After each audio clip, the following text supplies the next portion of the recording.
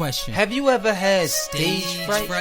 Nope. I mean that petrifying feel that you believe you will not perform when the time's right. Well, not us.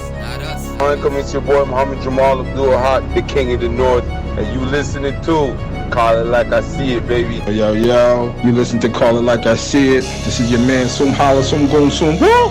You listening to Call It Like Jafar sees it. That's the only thing matters. You're now listening to Call It Like I See It, or whatever. Assalamu alaikum. There's no place like this. Call It Like I See It with my uncle Peekle and Uncle Ayat. Let's get the show on the road. September stage is going down.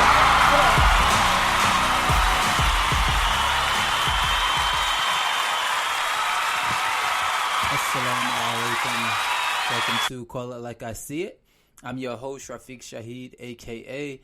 Fiq Righteous, and we'll be joined later on by our co-host, Hayat Shahid, a.k.a. That Boy Yat. We'll be talking about the rosters and the rankings, giving the official rankings of September stage and all of that. Of course, Call It Like I See It is brought to you by AMYC, promoting excellence through education, adventure, and action.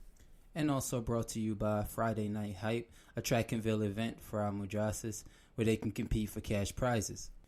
We are joined here today by one of my good friends and also a person, a pioneer of the tournaments, to be exact, tune-up, of Manan Jenkins. Giles or Jenkins? My fault. Your brother is Giles. My fault. I was called Seth Jenkins. Oh yeah, Giles. Got Manan Giles on the line. What's going on, man? MashaAllah. Thanks for having me. How are you? I'm good. Always just as you know, with tournaments, we're just getting ready and trying to get everything on the bowl. It's just coming down to the wire, but we ready to go, man. We excited. Yeah, I know how that goes. I'm sure all kinds of things are coming your way, from rankings to all the kinds of logistical challenges. I've been there, so yeah. I can dig it. Yep, and I'm definitely going to be on this call asking you for some advice around that, so that we can make sure that we run a fluent tournament, of course. Yeah. So, man, tell us what's going on. Like, you haven't been on the September stage scene at all, and what's up? Like, I know you got a crazy busy schedule, but people, Sum asked last week, why is Manan not on the roster? So you want to share a little bit of why you're not on the roster and what's your plans for September stage, maybe this year or even next? Well, it's been of course, since 2016 when we last hosted Volume 4 and Tune Up. Right that month, the month after that, I had started my official research career in Alzheimer's disease. So that, coupled with school, with running Ustad on Demand, has not put me in the best position to focus on basketball. But I still do ball. I still follow, all the tournaments that take place. Of course, it's only been September stage, but all the other ones that you have. So although I'm not playing consistently, my mind is still there. The analysis is still there. I watch all the games, follow all the players, and I do look forward to at least playing in Tune Up Volume 5 and the next September stage. So, but I did just play the other day, and I for sure haven't lost a step. So okay. My day is still there. My crossover is still there. My speed is still there. So, man, I wish that you would be able to play this tournament. I know there's a roster spot for you, but I'm loving the confidence, man. I mean, honestly, I thought about it after Ustad on Demand ended their academic year for 2019 and 2018, 2019. I got back in the gym. Registered for some leagues here in Kansas City.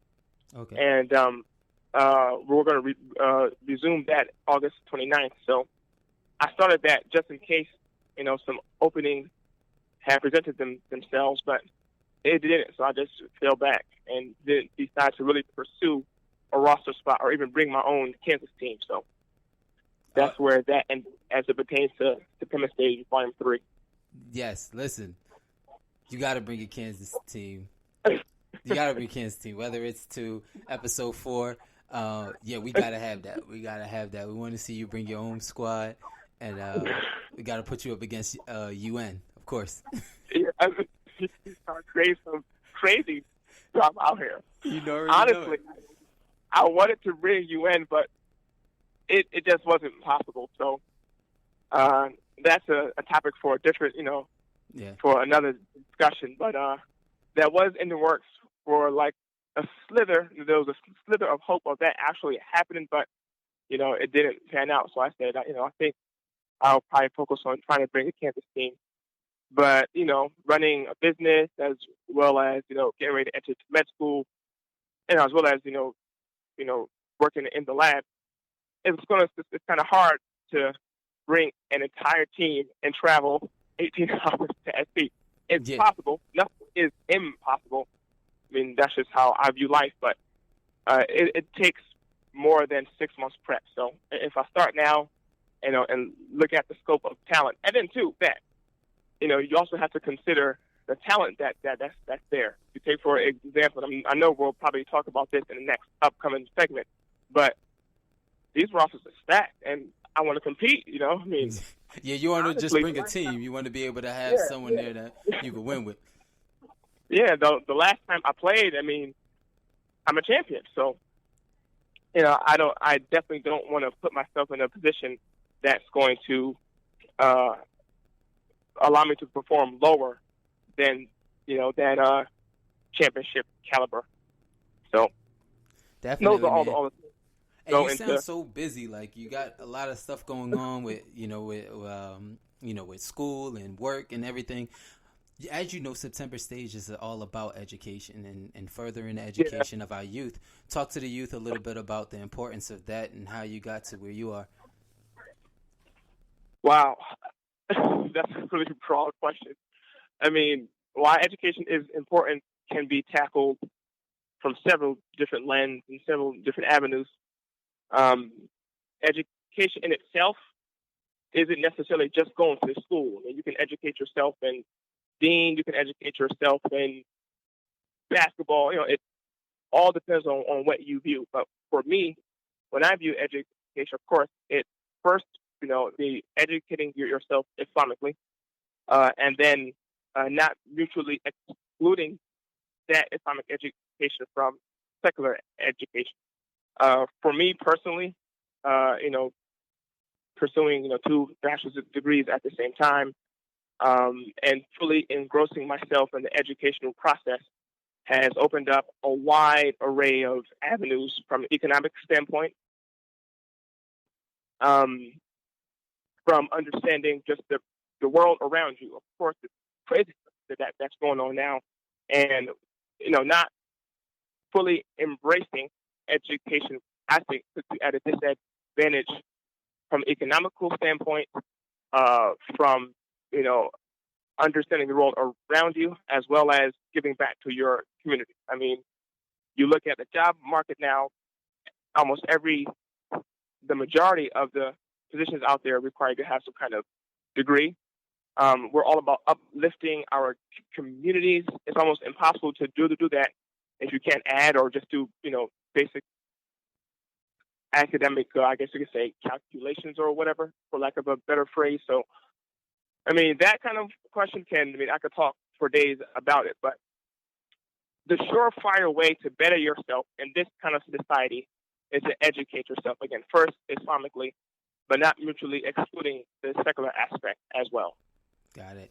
Thank you so much for that. I mean, I know kids can definitely take that, and you're an example in our community. We thank you for your sacrifices and always giving back. That's number one. So, man, let's go ahead and hop into the rankings. We are going to talk about them. So, Hayat's going to come out with the official rankings and things like that. I looked at y'all rankings, and I believe they're very similar, but he'll come out with the official rankings. But, of course, we always want to make sure that we have multiple people on the rankings. And for that, it's because we don't want people to say, hey, why is it just one person ranking the teams? We want to see different views on why someone's ranking players in this area. So before we even get started on the rankings, of course, I do have to let people know about a couple roster changes that have happened, and that may have gone into your decision of ranking. So, first roster change, as you know, Sadiq Terry played with Lamb Boys, episode 1, and he also was playing with Mass. He's signing with who? Who's he signing with?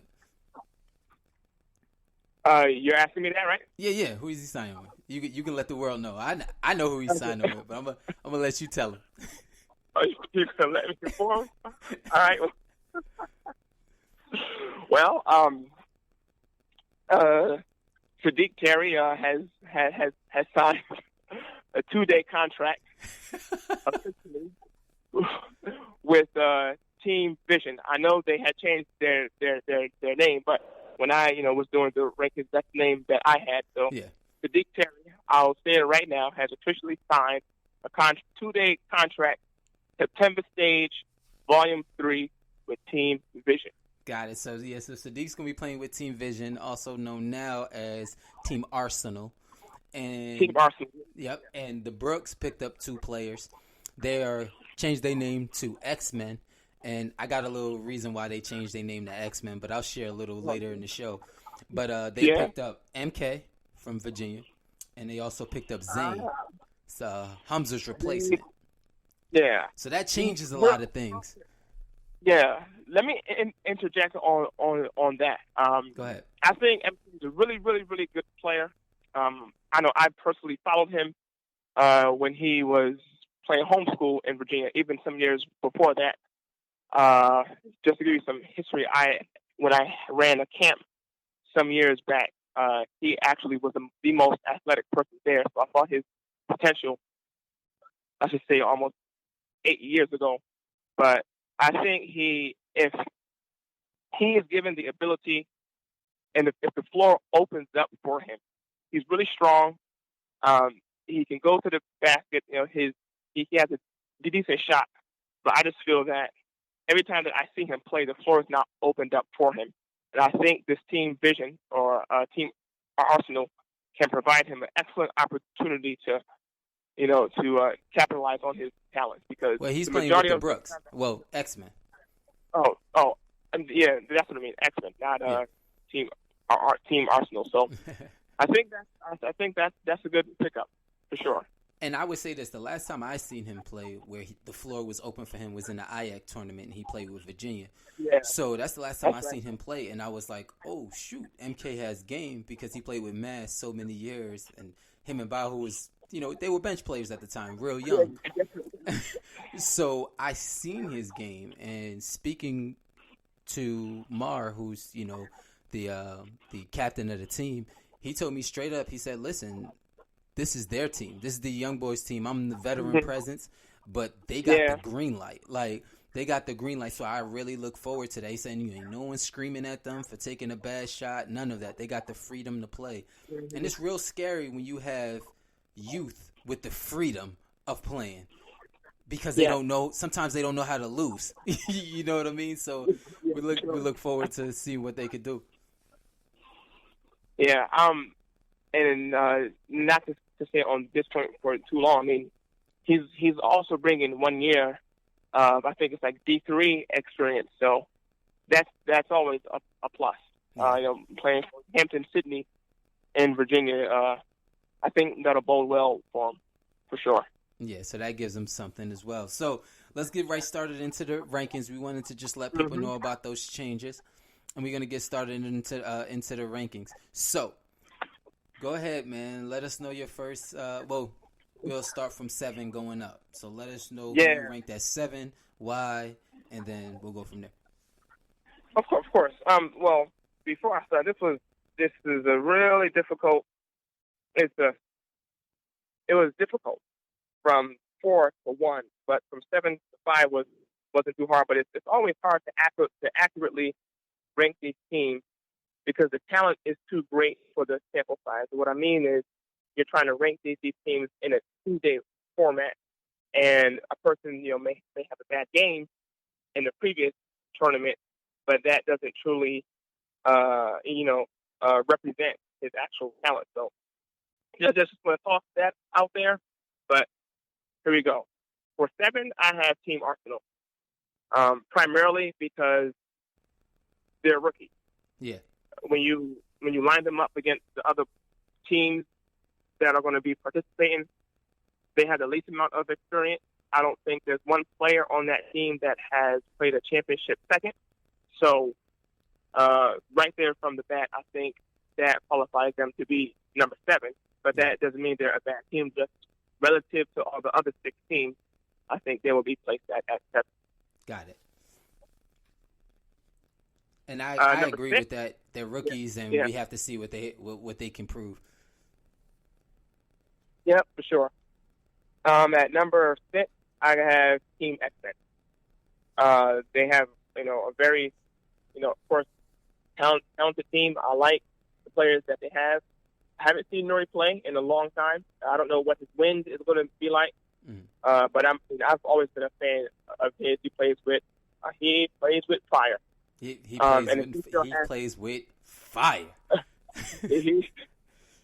plays with his game is hot and just like it's very hot. He plays. You know what I'm saying? So I remember him playing against Philly some years back, and in one of the last MOA True Baller tournaments. And the fire that he brought definitely permeated the rest of his players. So if he still has something, I think that's key because it'll instill that motivation. It'll instill that fire to the young players. Because let's just say if Team Brooks X-Men is going up against Lamboy and or Matt, and if they get down, let's say 6 or 8 points, they're going to need someone to lift them up and to still instill that confidence in them that they can still compete. And me being a March Madness fan, when an underdog gets hot, that's really scary. So that is. It's like when Don't Sleep played HQ in the first time, and they was up 13. The gym was like, oh shoot. Yeah, and we can provide a lot of examples. When Surefire underdog in our tournament has given the favorite the absolute business. You can say the name. You can say the name when UN beat Lamboys. Yeah, me, for example, I didn't have this tournament that first day. That second day, I came back, I hit like 2 shots, and it was a wrap from there. We were perceived as underdog that entire day. To go back even further, I think that gives a better representation of an underdog was when, I forget who it was. It was a team from Virginia. I know they had some players like Wajid on there. It was in Scranton, and they beat that Philly team. Oh, yeah, Young Guns. Something like that. And, they were expected to be out in the first round. They wound up being in the championship. So that underdog mentality can carry through a game and even, for the entire weekend. So I think Nori would be a key for instilling that kind of run in Team X-Men. Got it. So who you got at number 5? Because number 5 is Don't Sleep. Got it. I think they have talent there. I like Tariq and the other players. I've watched them, but I haven't been able to study their games as much as I've studied Rito's game. But I just think relative to the other team, from a chemistry standpoint, that is their biggest downfall when you compare the roster. I totally agree with you. Yeah, if it was a season, I wouldn't focus so much on talent. But it's a 2-day tournament, so anyone's game can be off. So I looked at the chemistry aspect for Don't Sleep in comparing them to other teams. I think they do fall short compared to the rest of the 4 that we'll mention. Yeah, because Don't Sleep, the one thing that they have at a disadvantage is that Mifta always has to pick up a different team. So he's never really had his same core. He's always had Dooley, but he's never had his same core. And that can cause problems on the floor because when you're down, you don't know who's going to take the shot. Now, of course, Rico's like, I'm taking the shot. But he's never played with Josh and Noah, and they may be like, well, I'm taking the shot because I've played with Mifta before in multiple tournaments, and I take the shot. So It's going to be real interesting to see where they're at. I think that's a good spot for them at 5 because they can easily be 7, or they can easily be 4 or 3, just depending on how they play. Yeah, for sure. And I mean, you made that key point. There's no continuity with Memphis' roster.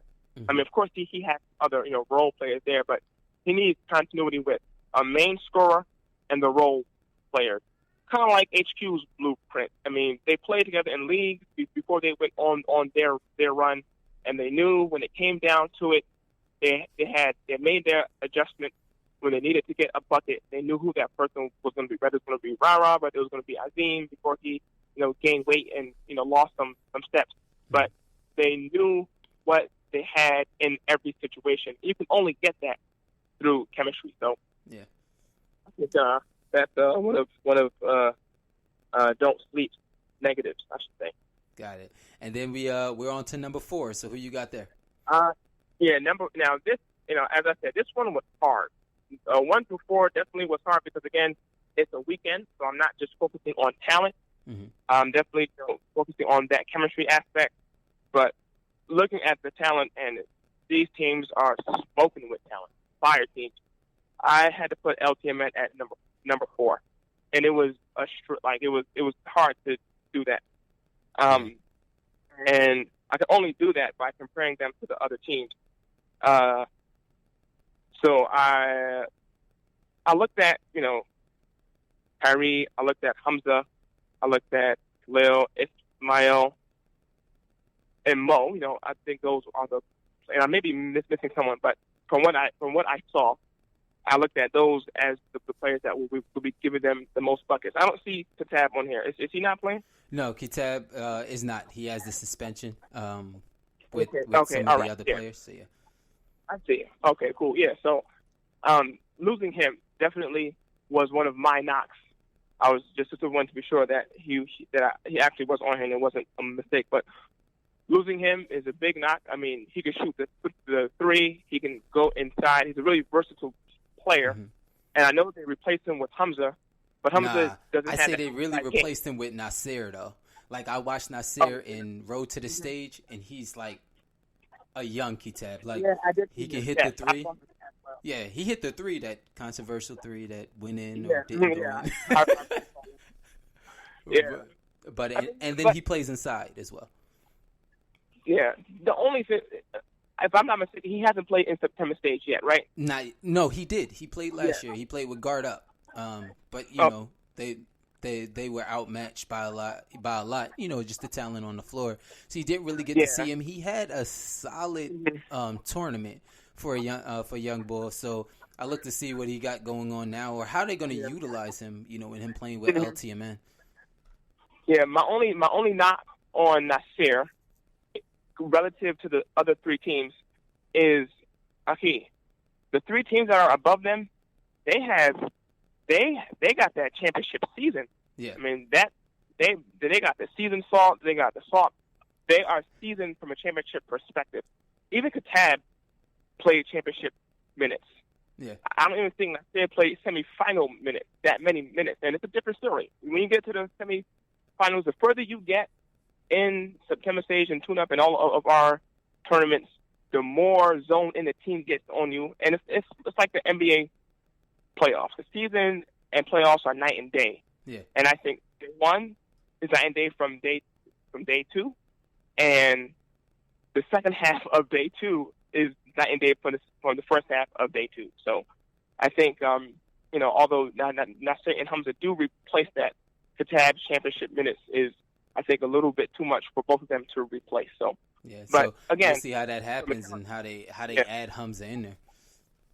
Yeah, I still think that they can still do a lot of damage though, because I mean they're good, and I hope. I mean, I hear the narrative on when people say Kyrie lost his step. I mean, he had a bad tournament because he was injured, and that's what happens. But when you look at his whole body of work, he's still a pretty dangerous player, and he definitely, if he's in the right position and in the right moments, I think he can be a difference maker along with the other surefire players that they have on that team. And I think they have the best chemistry out of all the they've been teams together here. forever, talent and they've played together in a lot of leagues in Virginia. Yeah. So they're always my sleeper in any tournament. Even playing against them, we never took them lightly. Yeah. And it was always a competitive game. So LTM definitely has my respect for sure. Definitely. So this brings us to the top three. We're looking at Mass, we're looking at Land Boys, and we're looking at Draco, our champions. So who's bringing in that number 3 spot? The number 3 spot is, I have Land Boys at number 3. I put Land Boys at number 3 for this reason. And I could have a different conversation and discuss it with some people, and they could possibly convince me that, otherwise. But I put Land Boys at number 3. I know because, one, Jimmy Gray, and staying consistent to his name, he is a great area. You don't know if he's going to play. You don't know if he's going to be there or not. So the fact that I know this, I think Hayat was saying this last year too, about players not possibly coming. Yeah. That's an honest factor. We wrote an article in Tune Up when we were ranking Canada, and we had to put the border factor in. They could get I'm not trying to be funny, but that's the truth. Jimmy Gray is a semi-pro. So all kinds of things can go into that. So that's what that was my criteria in ranking them. Also, from a chemistry standpoint, Azim, he's coming off of an injury. He coached last year. I don't see him gelling as well with these players if Jimmy Gray does not come. Jimmy Gray is the X factor. His skill set, his IQ, he can be the nucleus that allows this whole thing to run smoothly. Yeah. But if he's not there, that brings a question mark. And I've never seen Jimmy Gray play. I've never seen him play. This would be my first time to do so. So I couldn't actually rank them based off of that. I just rank Land Boys based off of what I've seen in the past and the players that are on the team. So, like you said, Jimmy Gray is that X factor. He's that extra that takes him over the edge based off of everything that everyone's saying about him. But I've never seen him play personally. And also, too, I'm looking at this roster here, and my thing is, and of course, this is not for me to determine. I'm sure they're in their chats and they're in their game plan now. Mm-hmm. I just don't see how all these pieces fit. And I look at, someone like Poppy, who, of course, is like a Trevor Ariza, PJ Tucker type, plays good D, is strong, and is a sniper from the outside. I see someone like Softar possibly being in his space. And what I mean by that is, Softar requires to have the ball. He requires the floor to be spaced out. Mm-hmm. And I know when you space the floor out, of course, you can always dish and kick, but that's not always Softar's game. So I do see that potentially being an issue there. I know I've heard Boopie's an up-and-coming player. I've seen him play in Juma in the gym, so he's really good. I just have to see how these pieces fit. It's too many new pieces, although they're vets. It's just too many new pieces for this team to really be a surefire squad with Jimmy Gray as that question mark. But of course, the talent level is there without doubt. Without any doubt. They're super duper talented. This is a killer squad, for sure. I wouldn't be surprised if they go undefeated. They can, because again, you can never underestimate, and I've seen this playing against him as well as playing with him. I don't know what he does, but Azim has a second-day gene, a second-day something that he turns on, and it's a completely different player. You saw it when he was on UN. Yeah. His first-day performance was completely different from day 2.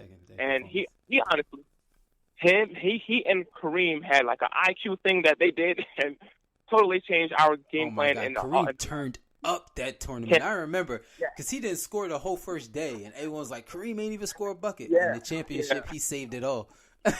And even Azim, if you look back at the tape, he wasn't going to the basket. He was playing very passive. That game against Canada, I don't know what he drunk, some Soupy flakes, I don't know, some Soupy juice, I don't know what he did. He was a different player. Even when UN, we were beating them by 18 points. Azim was injured, and he picked his spots. I saw it. He picked his spot on the offensive end so he could have a mismatch. Every time, he found this out.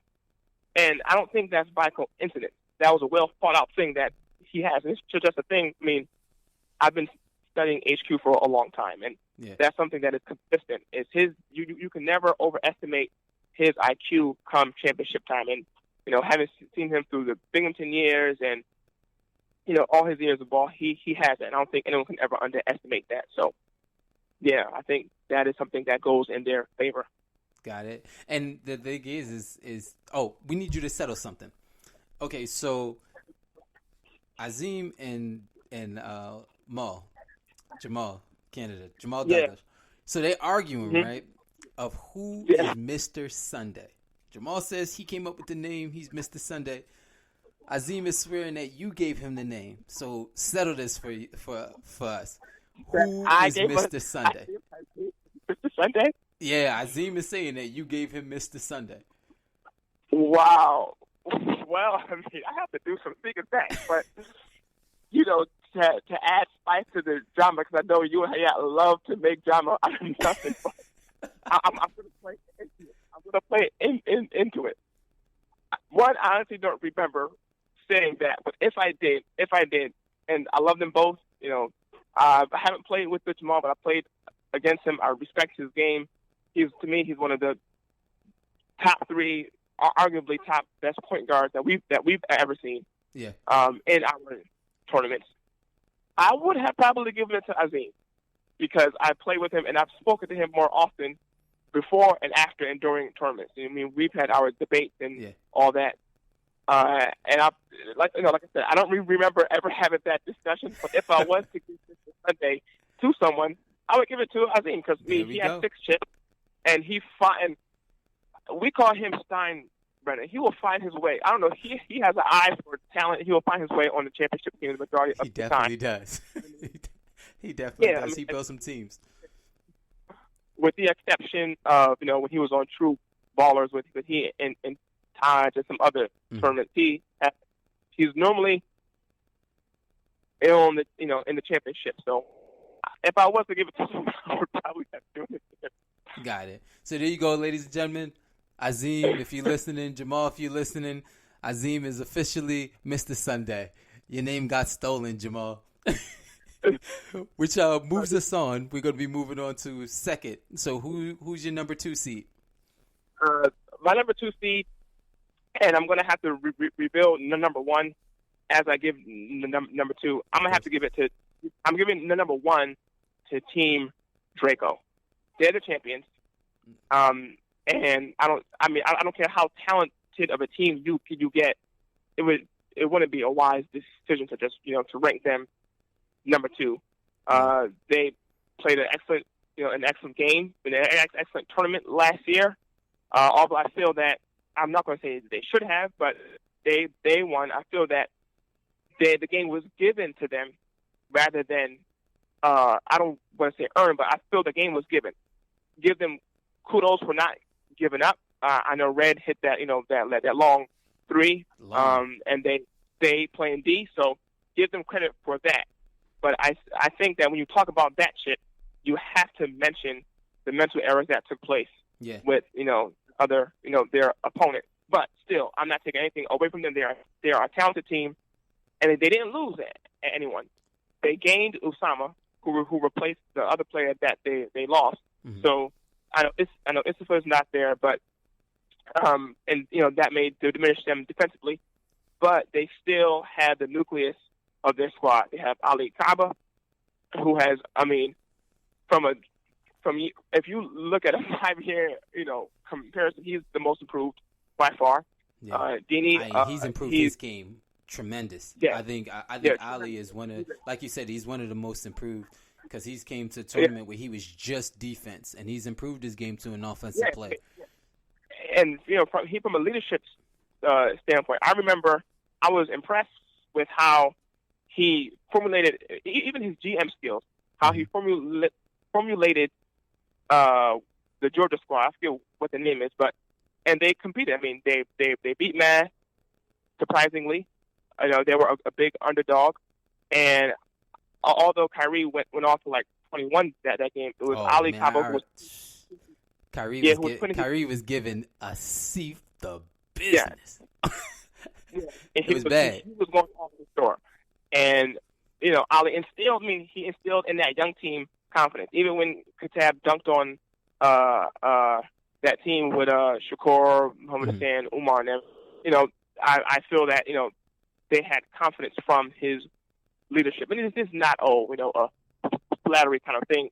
I'm speaking truth to power. That's what went down. You have to give respect where it is.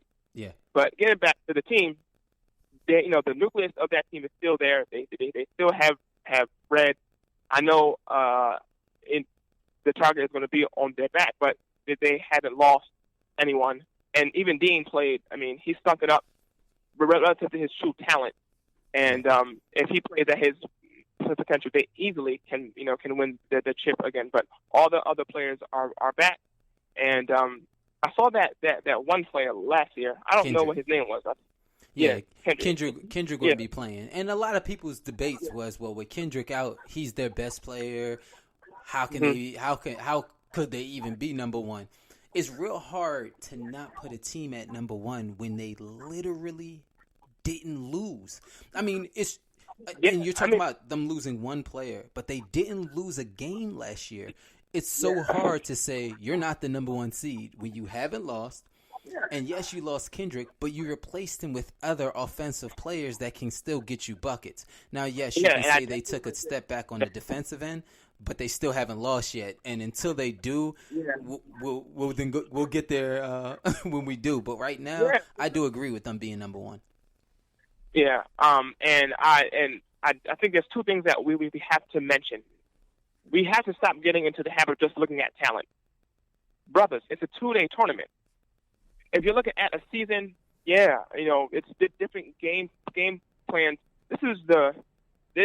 Everyone knows I'm a fan of March Madness. This is the closest thing to it. Yeah. Your approach has to be totally different, and chemistry and all that I think is more valuable. I mean, I don't say more valuable, but it can be often overlooked compared to talent.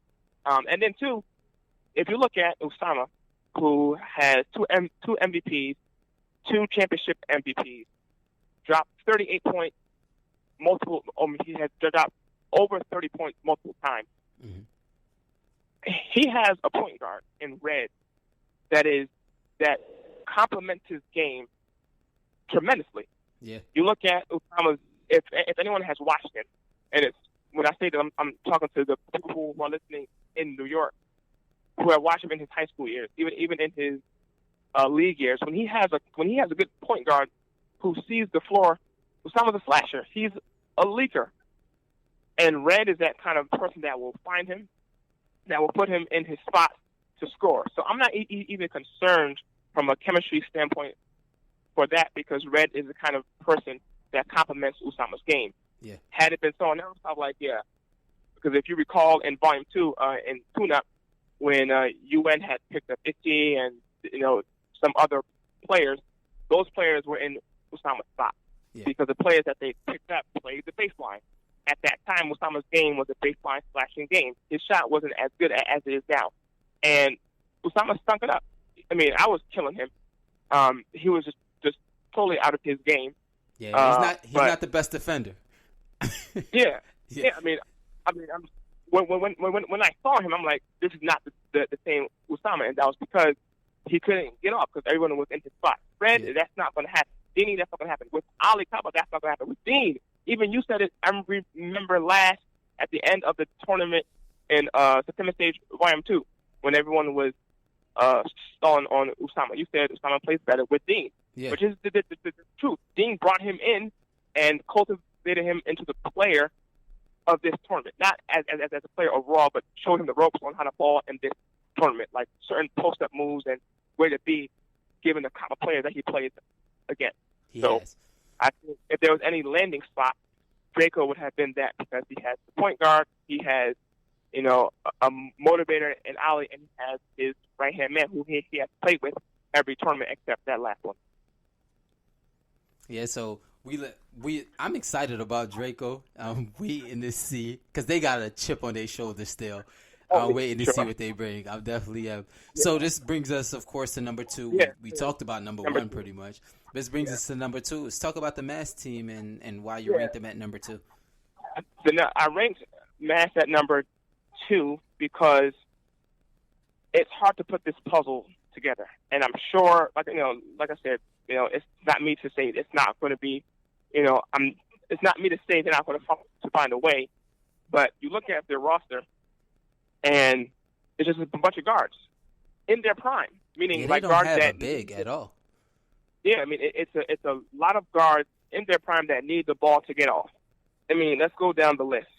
You have Kamali, arguably best in Jamaica. I know he plays down low, but he also has a guard aspect to his game where he's on the perimeter. And I just want to shout this out. I don't know how the refs last year didn't catch Kamali sitting on the bench and then coming off the bench to hit that 3, I think in the semifinals. I don't know how they didn't catch it. I was screaming I was in the lab screaming on the screen, like, what are y'all doing? Bro, sitting there. But that was a bet move on his part. I just want to like he was out the game. Yeah, it was 4-on-5. Then he pops out of left field and smacks a 3 and sends his team to the chip. But he has that guard game. Moody Bay, I mean, I think he's one of the most underrated players. I think he definitely is. He's underrated. I don't think enough people talk about him. I think because Kamali. I know they were giving him the ball a lot, but I mean, before that he wasn't talked about. But I mean, he has, championship experience. I remember in one of the best games that I have seen, it was in Volume 2 when HQ was playing against Mass and CP was on another level. When CP was tired, they put in Moody Bay, and HQ was pressing him, and he wasn't phased whatsoever. So he's an excellent player. He goes to the rim, has somewhat of an unorthodox style shot, but it goes in. So, I mean, he's a surefire talent, and he's also a guard, which goes to my next person, which is Taj. Taj is a guard, and he requires to have the ball.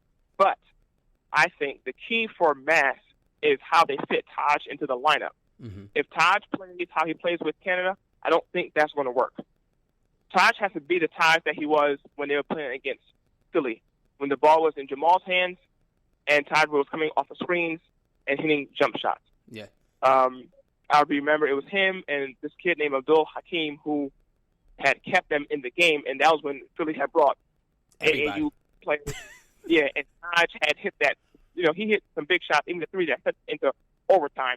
If he's that Taj, then it'll work for Matt. But if he's the Taj that played last year, the Taj that played in Volume 1 when he played with the Georgia-Canada hybrid, he's the Taj that played in Volume 4 in Tuna. That Taj doesn't need to show up. It needs to be the Taj that plays like Klay Thompson, comes off of screens and let his, jump shot do all the talking rather than him having the ball. Because, I mean, they have enough hitters, meaning floor generals. You have Moody, you have I think you have Jamal. So as it pertains to Taj, that's the kind of Taj that has to show up. And if he does, I think that'll put them in the best position. Then you look at Nadir, guard, Asif, guard, Bahu in his prime, guard, Jamal, excellent player. I think you will never have an issue with Jamal because Jamal knows how to play on any team. I've never seen him go to a team whether it's been LB, whether it's been the different Canada teams with Lukman, whether it was HQ. He's always found his role, and he's played his role very well. So I'm never concerned when it comes to him. Kawana Chase, I've never seen him play, and of course, I think you also have Soom. Now, the way where Soom fits in, I don't know. I mean, he's a shooter. I think with this kind of play, with the slashing guards, that bodes well for him. I just don't know where he's going to fit. I mean, of course, he's always going to bring his comical way, his hypeness and coaching style. But I know he wants to get off and he wants to get that burn, but he's on a stacked roster. Yeah. So, and he'll probably do more of the coaching. Yeah, that's why I see. I mean, I just remember him playing and when Mac went on their run. I used to hate them because every time LB made a run or HQ made a run, he always come and hit a clutch one at that. So I don't know if that soon's going to show up or which one, but he's definitely looking at a stats roster for sure. He definitely did his GM. So thank you, man, for giving us the rosters. Definitely going to go over them. Hayat's going to join us a little bit later, and he's going to give his breakdown and give his take. But, man, I know that you're going to be watching all of the games. We'll definitely be speaking to you more on Call It Like I See It, especially after the tournament. I hope to get you in and talk to you about the championship and how everything went down. But thank you, man, for coming on the show, taking the time out of your busy time to bless us. Shukran for having me. All right. So we're going to go ahead and take a break, and when we come back, we have a little bit more of Call It Like I See It and talking a little bit about the rosters and the rankings.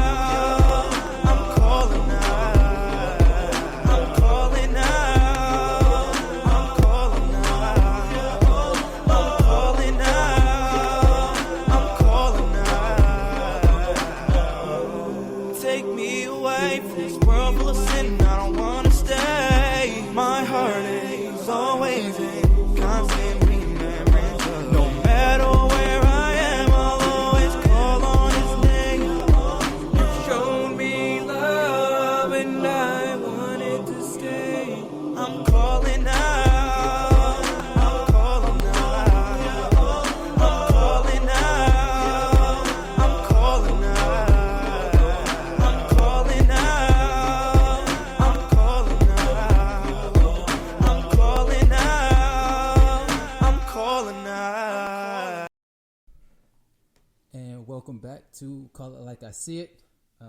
Your host, Rafiq Shahid.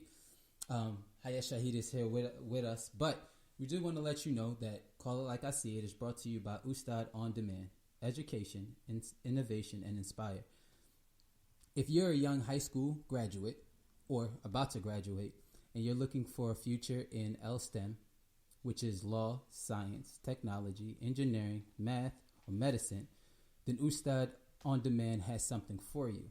This is their second annual scholarship. It's the LSTEM Scholarship for College Transition Scholarship for kids that are looking for law, science, technology, engineering, math, or medicine.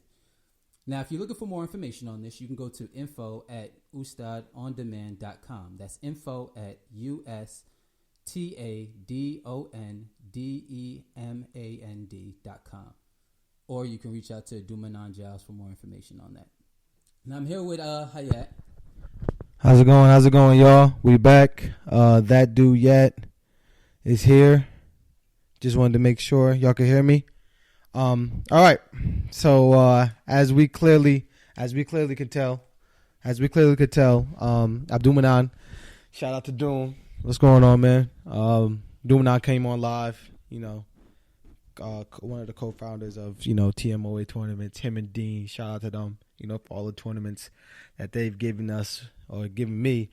When I was a young kid, and now we're doing it. We're doing it now. Me and Feek, and we can't do it without the help of our Jamaat. So shout out to everyone that helps us and participates, including the players. Without the players, there's no tournament. So, but all right, we the week is here. We've finally been anxiously waiting. Every year it's always something about the rankings. Every year it's always something about the rankings. So Dumanan gave down his breakdown of the rankings, and I have to say that I 100% agree. I 100% agree with the rankings. Now, let me give a voice to all the people who are gonna say. Let me give a voice to basically all the Mass fans and the Lamboy fans, because everyone's definitely gonna say, "What? Draco's number one? How's that possible? Do y'all not see Mass's team? Do y'all not see Lamboy's team?" Yeah, their team is crazy, but listen to this. You have to give respect to a team that went undefeated, is bringing back basically their entire team besides losing the player, adding Osama to their squad and Khalid, and they have a special surprise. I can't reveal too much about their team.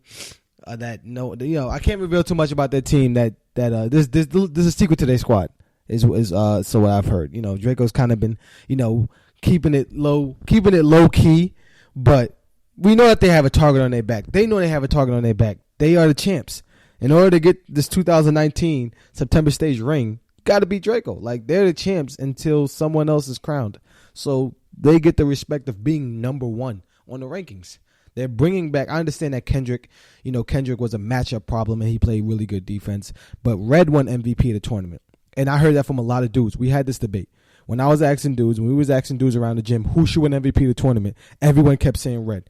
And I voted for Kendrick. I said that Kendrick should have won. The 4 people that could have won MVP was Khalil from LTMN, Kendrick, Red, and Live from RFM. And I say, my pick was Kendrick. They won't know you're serious. I'm not gonna throw people's names out there who was saying it. But some of the same people that were saying. Hold on, my fault. I had to cut you off real fast. You said those 3, but you didn't mention Kamali. Kamali wasn't it? Did you have Kamali in the rankings? I mean, no, you're saying that there's 4 people that could have won. Yeah. There's 4 people that could have won. Kamali definitely will have to be on there as in the championship. I can't put Khalil on that list. I mean, LTMN underperformed. I can't put him on the list as but did he not ball out? Yeah, but he wasn't on the list as an MVP candidate, in my opinion. Why? Because his team underperformed? I do look at that. What? Yeah, I look at that. You can't be MVP if you're out in the first round. And you're a Westbrook fan, though. Oh, yeah. Okay, you're done talking. That's season. Nope. That's not how that works. That's season. You're an OKC fan. Yeah, but we're talking about Westbrook won MVP. Your team got bounced 3 times. That ain't got nothing to do with these. Yes, it does. Okay, are we NBA or are we September State? It doesn't matter. That's September you State. just saying a person can't win MVP if he got bounced out in the first round. What does that mean? He can't be in the category because his team got bounced in the first round? I'm saying I don't have him as MVP because I'm looking at those other players as being better, having a better performance, and they were higher on the rankings than him. On the performance because his team underperformed. He didn't carry his team like the rest of them did. That's what I'm saying. Khalil, okay, that's a different. I'm taking nothing away from Khalil's game. That's a different discussion. Like you mentioned that and didn't mention Kamali on there as well. Okay, well, I'll give you that. But Khalil was being mentioned as MVP. You're trying to give him a knock. I guess you're trying to give him the knock as not being an MVP because his team wasn't as good as Kamali's. Kamali had a better team. That's an argument. No, it's not. Lamboys had a better team than. You're arguing that Lamboys didn't have a better team than. That's an argument. You talk about the talent. You're arguing that Made Men last year did not have a better team. I mean, did not have a better team than. Did they play better? Yes, but we're talking about if you're looking at it on paper, you had them in the semifinals. So if you're talking about how you're gonna say, oh, they had a better team, yeah, after we see them play, but they just didn't play up to their standards. They way better than how they played. We all agree. We know that. Yeah. All right. Well, I'll give you that. But like I was saying, Red won MVP, so they still Draco still has the MVP. They bring him back. Deanie, Ali, Dean, adding Osama, adding Khalid. Like their squad's still being tough. I know everybody's trying to play it down. Let's not sugarcoat it. Everyone is predicting that this championship should be Mass versus Lamboys. Like that's the prediction. And I'm gonna set it straight. Draco is the defending champs. Yeah. But I did hear that, this should be Lamboys and Mass. That's what everyone's predicting. It should be New York versus Mass, like the good old days. That's what it should be. Is it an upset if it's not New York versus Mass? No, because well, it depends on who beats them. It does depend on who beats them. But if Draco beats them, is it an upset? No, exactly. Draco's the number 1 seed. And if LTMN beats them, is it an upset? Yes. Which team though? If LTMN beats them, it's an upset. What team? What you mean? If they beat Mass or New York, it's an upset. Boys. The reason why it's an upset is because one, they're ranked lower than them, so that's considered an upset. Yeah, LTMN's 4. Yeah, that's considered an upset. And then 2, you're still looking at LTMN from but last being year. ranked lower than someone doesn't always make it an upset. It does. Not really. It actually is an upset. If Lamboys beat Mass to get to the championship, that's not an upset. Lamboys are 3. Mass is 2. Yes, but what I'm saying is this: is that when I'm talking about the definition of an upset is a lower seed beating a higher seed. Now, you have to seed them all on the first day. So the second day, we're going to look at seeding. Yeah. So say LTMN gets a higher seed than New York, right? Mm-hmm. And then Lamboys and they beat them. That's not considered an upset because they're the higher seed. But what I'm saying is that I'm talking about what we've seen from LTMN last year compared to what's coming for Lamboys. If LTMN is to beat them, I'm considering that an upset because of what LTMN achieved last year. I'm not saying they can't be better, but it's considered an upset because no one's expecting them to win. People do expect Draco to beat Lamboys or expect Draco to beat Mass, but no one expects LTMN to beat them. Not saying that they can't beat them. Yeah. No one expects that. So okay. I hear you on that. A lot of people aren't high. And LTMN, I know, shout out to everybody, all the Virginia fans who's representing their squad, LTMN coming back. I know a lot of them hit me up. I asked, I was just asking opinions. A lot of them, LTMN is the best team. That's what I've been hearing from them. Yeah. Obviously, in my opinion, it's a 4-horse race. It is. Like, it is. It is at the top. It is a 4-horse race. And then those other teams, they're young and up and coming, and we'll see what happens. But it's those 4 teams, and they should be in that Final Four. Yeah. They should be, and we'll see how the everything falls in place. Yeah. So it should be interesting. So we'll see. We definitely will see what it's like. But LTMN, they definitely want to be under the radar. I know that they want their respect, but they got to earn it. Last year, only winning 1 game. They got to earn it. So there's no doubt that they're 4. Someone said it should be 5, but no, LTMN is better than Don't Sleep. Don't Sleep hasn't beat them, so that's not a debate. So LTMN is definitely 4. So yeah, I had to answer that question. Everybody, Lamboy should be number 1. Why is Mass not number 1? Like Abdul said, these are like, you're adding new pieces to these squads. How is Taj going to gel with these teams? Yeah, talent-wise, they have a crazy squad. Talent-wise, Taj, Kamali, Moody, Bahu, Seif. That's a crazy squad. How's that going to work? Draco has that chemistry. I know you're saying, that's crazy because Draco added Osama and Khalid. But yeah, that's 2 players. You're adding a whole new team. Seif didn't play in a while. Not saying that he's rusty or trash, nothing like that. But Seif hasn't played in a while. We got to see how they gel and how they come together as a team. We know what Draco did, and you got to put respect on their name. They didn't lose. They're still undefeated. So who's going to give them their first L? Are they? Would I say that Draco go undefeated again? No. The teams are more stacked. Draco better not go undefeated. If Draco goes undefeated again, that's dominance. Crazy if they go undefeated again and win this thing. But I don't think that Draco goes undefeated again. Yeah, we do have a ranking up here on the board from Jacob, anonymous Jacob. So he says that it should be Mass at 1, Lamboys at 2, Draco at 3, LTMN at 4, the Brooks actually at 5. And Don't Sleep at 6, and then Vision Arsenal at 7. So that's what he said that the ranking should be. Okay. I think he has Team Brooks higher than Don't Sleep? He has Team Brooks higher than Don't Sleep. So let's talk about that. So if you didn't catch it earlier, Brooks added actually 3 players. So they have 3 players that was added. Ali Haka actually be playing with the Brooks. That's his family, so he's playing with the Brooks. It was a miscommunication in the rosters when I dropped them. So it's Ali Hak be playing with them. They picked up MK from Virginia, who played with Mass all the time, and they also picked up Zane to replace Hamza. Now I'm hearing a lot about Zane. I've never seen him play. I know he played in Dean's League, and where was that, Deposit? Yeah. So he played in Dean's League, and that. People who are really, really high on him. He's raw talent, so they're coming. So now we have to take a look at their team. They call themselves the X-Men. I think I understand why, because they're all like next gen players. So okay, all right. I think they're just the new next gen, in my opinion. Besides, they're what I'm looking at with X-Men or Brooks or whatever you want to call them is that. Their superstars went on to play on other teams. They came through the next gen ranks and they graduated. Yeah. Rico, Bahu, Hamza, you know what I mean? They graduated. They're going on to play on other teams trying to chase rings. Now these younger guys have a chance. The Chubbies and Taib and even still Bloopy there. Even got Bimps out there. So these younger guys now have a chance to come out there and play, and that's why I think that they named themselves the X-Men versus Brooks, because they just next gen players. That's my opinion on it. I hear you on that, and it is. I mean, I think that they're gonna get I think that like a lot of fans are gonna be rooting for them because they're basically next gen, just adding a couple players. They are. This crazy thing about it is that they added MK, which I think I said that year one that MK should have joined next gen, but I've never seen him play in a Jamont tournament, so I'm happy to see him come out and play. Me too. But that's what's up. They basically next gen. They just added Mar, the old head, which they've been saying that they had to add that veteran presence. He wanted Poppy. They actually next gen and Team Mutakin. Who's Team Mutakin? Team Mutakin. You got the jersey on right now.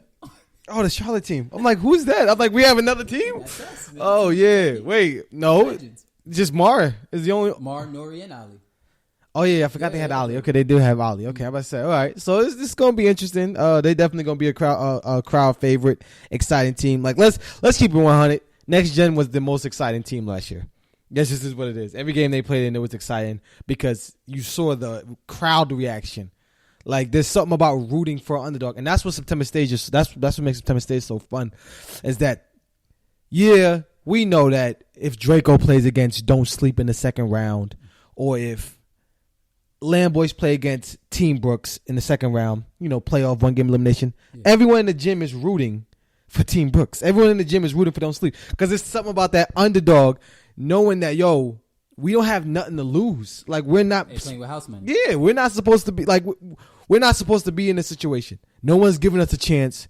So let's go out here and just play ball. They have all, and that's what Kendrick and Red said to me. It's like, next gen plays so fearless against us in that in the playoff round because they had nothing to lose. We were worrying about everything.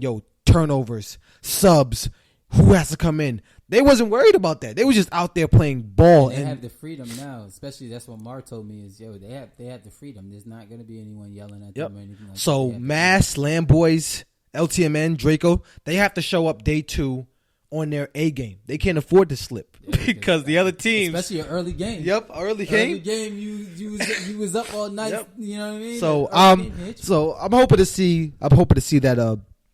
I'm hoping to see that same competitiveness in those close games. Don't Sleep could have beat Made Men last year. Next Gen could have beat Draco last year. Even Guard Up gave RFM a little bit of a scare. Just a little bit of a scare. At the last 5 seconds, it'll be 5 minutes of the game. Gave him a little bit of a scare. Yeah. But they definitely played better the second day. And they played harder the second day. Yeah, so that's what I'm saying. Now, to get back to it, so for instance, he has Brooks, X-Men, over Don't Sleep. Why do you have Don't Sleep over Brooks? Just because they played more. I mean, the Brooks. Let me explain. Because the Brooks, they're not like a completely new team. Mar plays ball, and then you got Bloopy, Chubby, Munawar Ali. They play basketball. So it's not surprising. I'm just saying I just picked them over them just because Don't Sleep has their original team. Just like with I don't really think Draco. Don't Sleep has the original team. I will put them over. I will put Don't Sleep over Brooks or X-Men, whatever one we want to call them until they get a name. I would put it over them because I think that next gen or X-Men, they have way too many unproven players. Now MK is unproven in our tournaments. MK is unproven in our tournaments.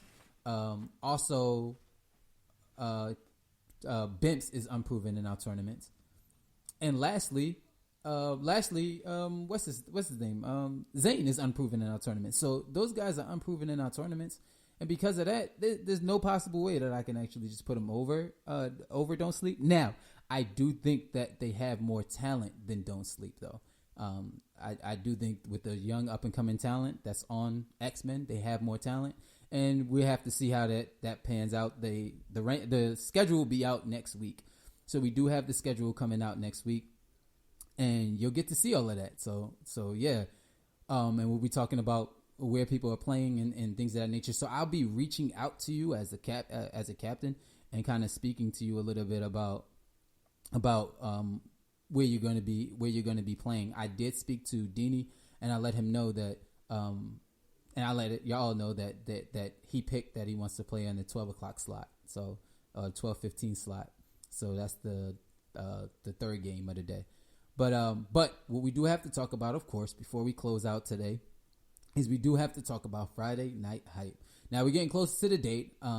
Next week we're looking to have the teams all registered, and we can kind of give you guys a roster on what we have from each school. But so far, just to give people a little bit more information, Friday Night Hype is a track and field event for our youth and our madrasas that'll come together. They'll compete for the goal and cash prizes to win in track and field events. So these cash prizes will go back to their schools. And as you all know, what's going on with Launch Good, Islamberg is started a Launch Good to build a school up there in Holy Islamberg. So this right here, this event helps them with that. So we appreciate your support and coming and representing and playing for your team. So also, just to clarify, players or kids that are not going to the school can still participate in Friday Night Hype. The way that they would do so is that they will participate with their state. So they will be a part of their state. When they register, I'll contact their contact person and let them know who their coach is so that they can get in the uniform that's needed for their team, so that they're not mismatched or anything like that. And they'll be able to participate as well. But that's all that we have for tonight. If you have any more questions regarding Friday Night Hype, contact me. Please tell your friends, families about it. Contact me. Let's get this going and have fun on Friday. But we'll be back next week on Call It Like I See It, and we will be speaking about the schedule. I will release the schedule. It probably will be out this week sometime, so people will be able to see it. But we'll talk about the schedule next week. Hopefully we'll have a couple players calling in and giving their take on the schedule and some of their picks. Thank you so much for tuning in. We look forward to speaking to you or speaking to you next week. Assalamu alaikum wa rahmatullahi wa barakatuh. Assalamu alaikum wa rahmatullahi wa barakatuh. Hasinoon. I wish peace upon you, and indeed when I do, that's my word that I'm giving, that you were safe in my presence. So put your palm in my palm and put a smile on your face. If you follow the sunnah, this is how you embrace. What a kind display of your kindness and grace. And the first one to say it is the strongest and so put your palm in my palm and put a smile on your face. If you follow the sunnah, this is how you embrace. Assalamu alaikum to my brother, increasing the bond and the love between each other. I say assalamu alaikum to my friends and my people. If I come in peace, then this is how I greet you. I say